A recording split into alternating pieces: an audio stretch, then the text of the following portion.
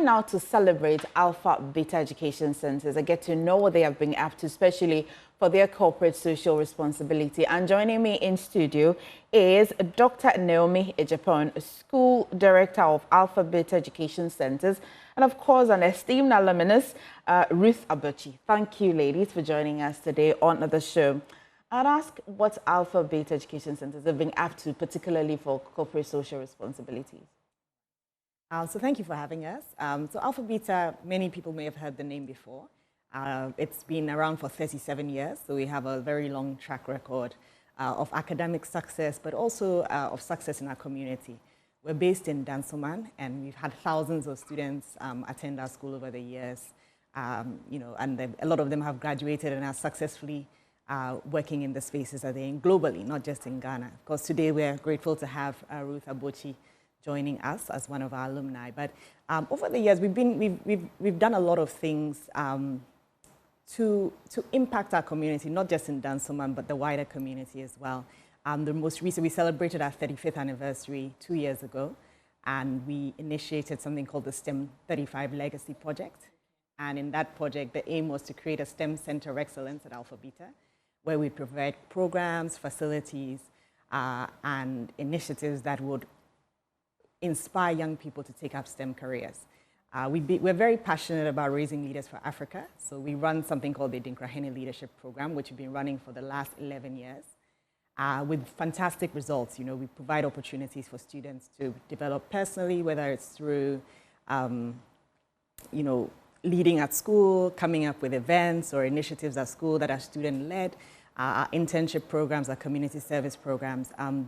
That's what led us to the STEM 35 Legacy Project. So after running an entrepreneurship program for about 9 years, we realized that one of the skills that the students were lacking was to be able to build things from scratch. So we have something at school called the Student Market, which is held annually. So students run businesses. I think Ruth has run businesses in the past, but we realized there was a lot of buying and selling. Okay. So we decided to add the STEM component to make sure that students could build things from scratch. We realized students were coming up with great ideas, but they were then relying on other people to be able to implement those ideas, and we wanted them to be able to do that themselves. So the STEM 35 Legacy Project was born out of that. But more than that, at 35, we're also looking at how we could impact our community more deeply. So we came up with something called the STEM Champions Program for Girls. Okay.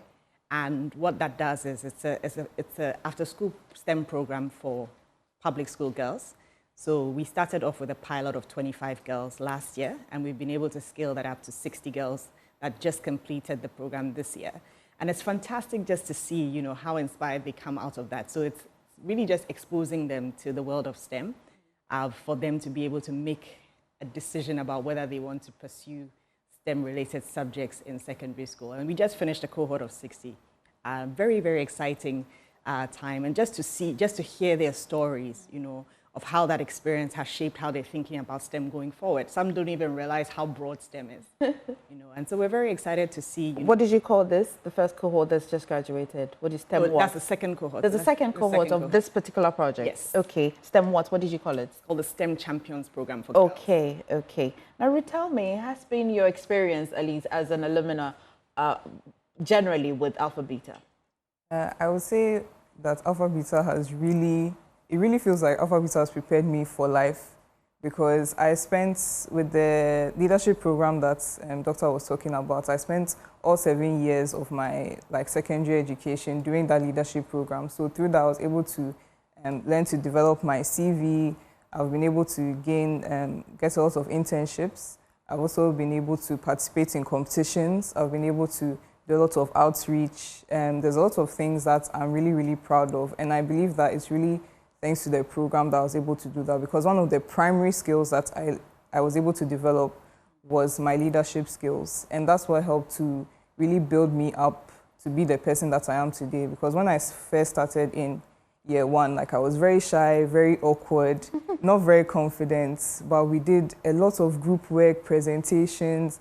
We went on trips to different regions where we spoke to people in different villages, got to learn about their problems and also propose solutions, all these kinds of things. And so each year was something new. As Doctor mentioned, there was also the student market So yes, I was able to participate in that. That also helped with my like business skills, critical thinking skills. There have been a lot of opportunities that each step of my academic journey has been able to build me up until what I've been able to achieve today. And also, of course, academically, I've also been very strong. I was able to receive recognition by the British Council for... Congratulations. Yes, Coming later, Tero. Yes, for achieving good results in A-level geography. So it was also thanks to the good staff that are there, got a lot of support academically as well. So those are like the main things that I'm really grateful for Alpha Beta. But share with me what you did for the marketplace. Is it what you call it? Yeah, student market. Student market. Yes. Right. So it's basically where the school gets students to pitch their businesses. So you come up with the whole business idea, you plan everything, you put your team together. So for one of the last one that I did, I was actually the CEO of my business. And so we, it develops your skills in trying to understand what does the market want. So what will students want to buy? What are they looking for?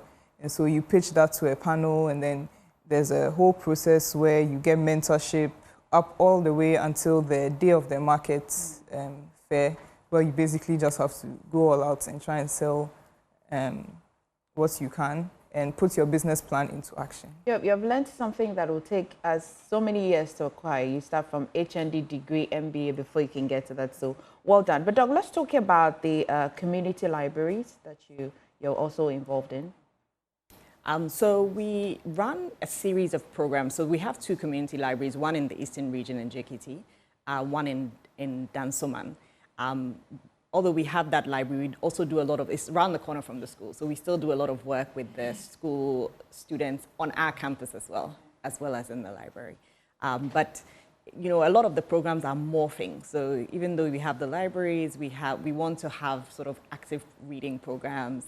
And of course, now we're doing STEM as well. But we also, for our libraries, we generally tend to get our students to go and volunteer. We try and create students to be, who will be community minded. So a lot of the time we're pushing them out of their comfort zone and saying, you know, what can you do to help? So sometimes they'll go and they'll volunteer in the library, or they'll go and they'll run programs at the schools, both in Accra and outside Accra as well. Well, Doc, thank you for joining us today on the show, sharing the success story of course, the popular Alpha Beta Education Center as well. You're located in Dansoman. Yes. As a school that we shouldn't even be saying that we don't know. I'm certain that a lot of people watching us today know about it. And thank you for what you're doing for the community, and Ruth, all the best as well. Thank you very much. You're watching the AM show. Please stay. There's more on the show.